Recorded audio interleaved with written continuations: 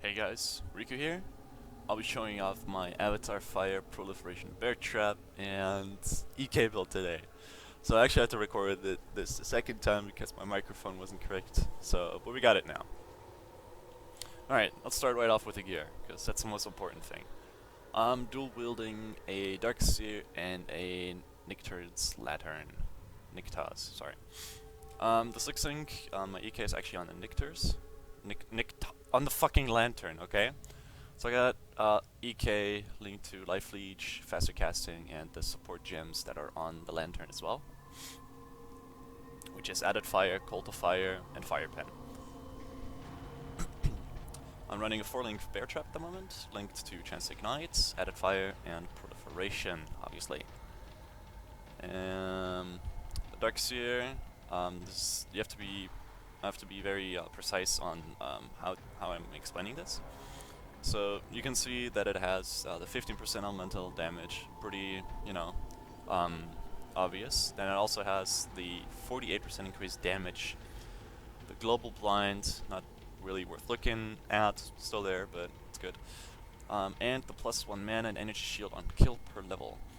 Alright, first of all, the increased damage is global, so it increases the damage of your EK, the Bear Trap, everything, anything. And of course you can be blinded, and the 7% global crit chance. Global chance to blind, not crit.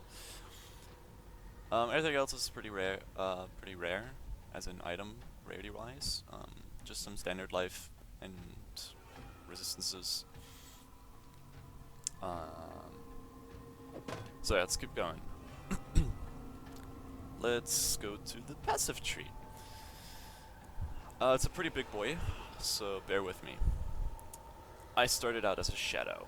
Physical damage, physical, physical, physical, physical. And all these notes right here, they increase your EK, the Bear Trap, pretty good stuff.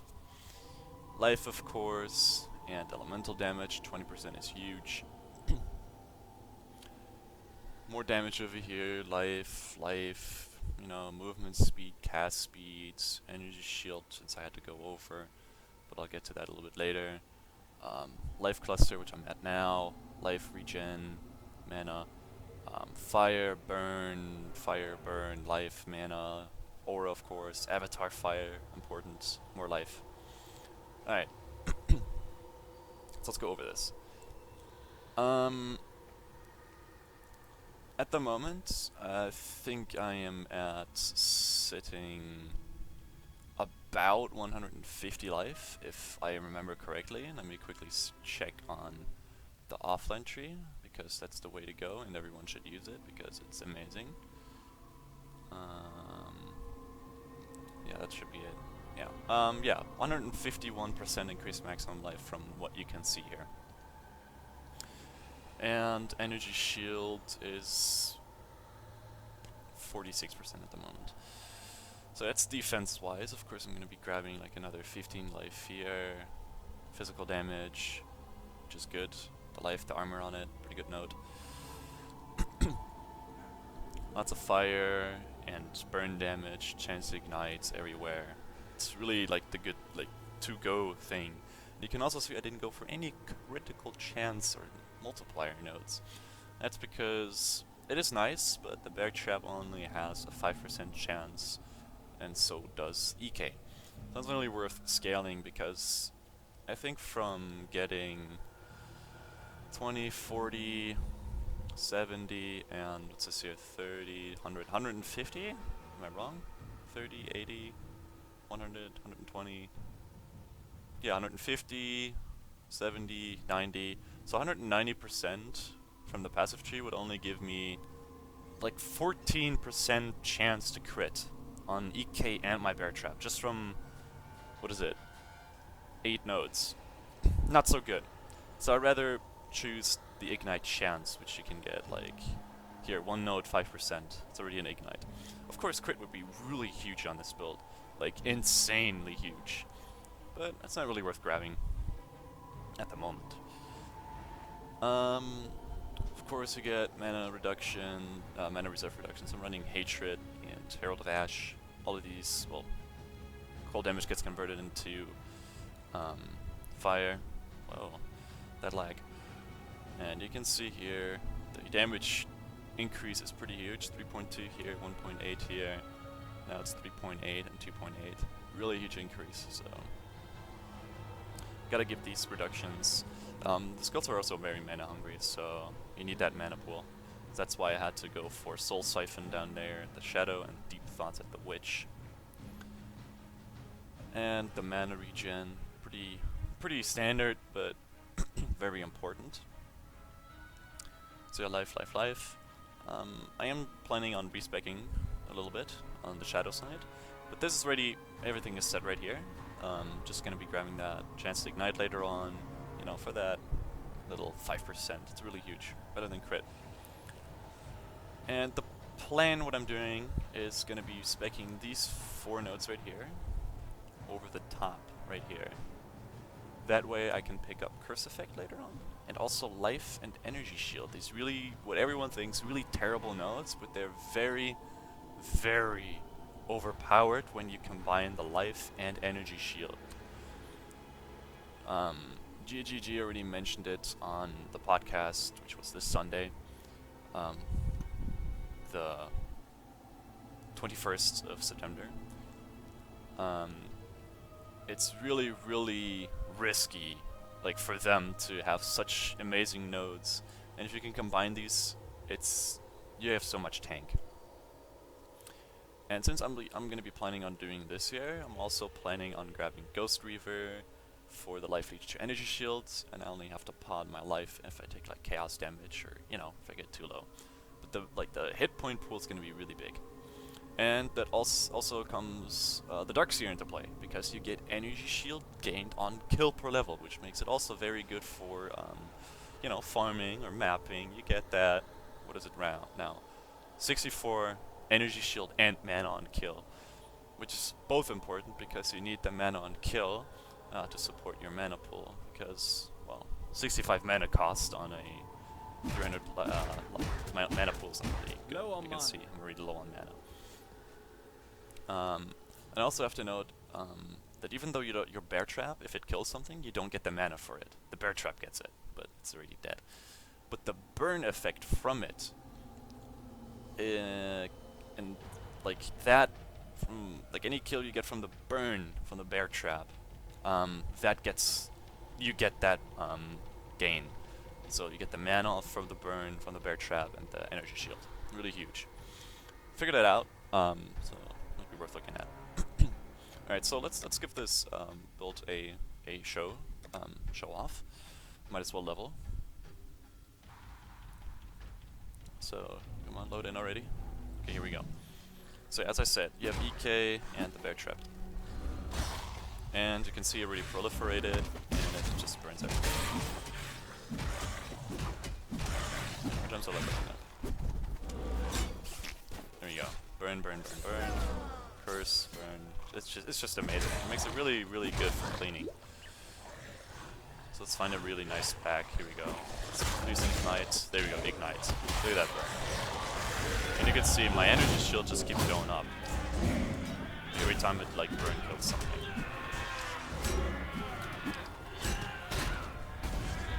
Dead. So that's pretty much it, like the build itself. Let's hope I don't rip on this, but you get the basic idea. So that they didn't ignite. So that one ignited. See, it's just freaking. Oh, okay, it's just really cast on death. Let's use it. No, but you can see this build is really sweet. I know the mitigation at the moment is pretty terrible, since I have, like, you can see no armor, no really any evasion. I'm dual wield, so only have the basic 15% block, which is pretty terrible.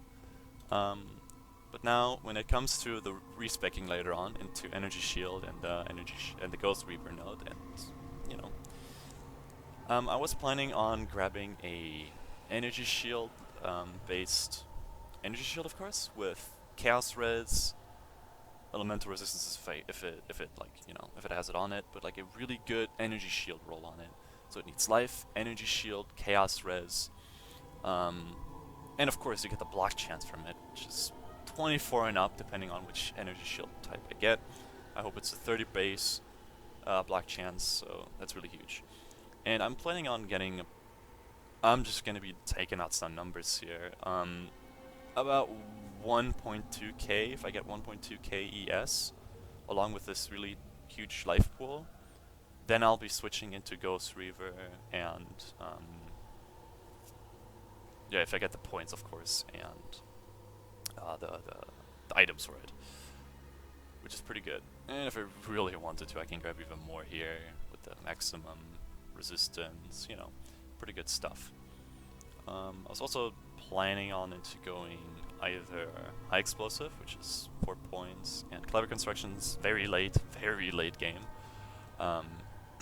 You know, just for the damage here and here, and of course the penetration, which is really good on the burn. When it comes to damage, you already saw the damage. It's pretty good. You get like 3.1k to 4.4k fire damage, and that can ignite to enemies. It's huge. EK is sitting at this much. You can see it down here, and I can still increase it with getting the 420 blazing node, which is a 20 fire damage and chance ignite. I can still grab the Heart of Flame, which is 312 nodes, that's 36. I'm really bad at math. Don't, yeah, 41? No, what? 51. 51 fire damage. I'm terrible at math. Hold on. 50? No, 61. Oh my god, I'm terrible. This is 20, 40? Oh my god. 50? Yeah, 61. 61 fire damage from here. It's a huge increase, and the Fire Pen, of course. Chance Ignite. That's all in the planning. Just depends on how my DPS feels. I might not even spec into it. But what I will spec into it, if I come over here, is the Curse effect, of course, and the Skittering runes for the Curse as well. And since because the skills are very mana hungry, I'll be specking into Dynamo for the mana maximum, the maximum mana increase, and the reduced mana cost on skills, which is a 12% here, and 3 nodes. An option is, of course, getting the 20%, but you don't get any maximum mana. But there's also the possibility of grabbing the life over here. Yes, I'm talking fast. But yeah, that's pretty much the build. I think it's like very unique. I don't think anyone like ever thought of it, to be honest. Well, maybe thought of it, but probably tossed it immediately because it's just ridiculous. But these like 2 uniques make it really interesting, and they're freaking cheap. Like, you can get these here for like 2-3 chaos, and it's almost maximum roll already. And the lantern, no one uses this. Who uses this? No one, except me now.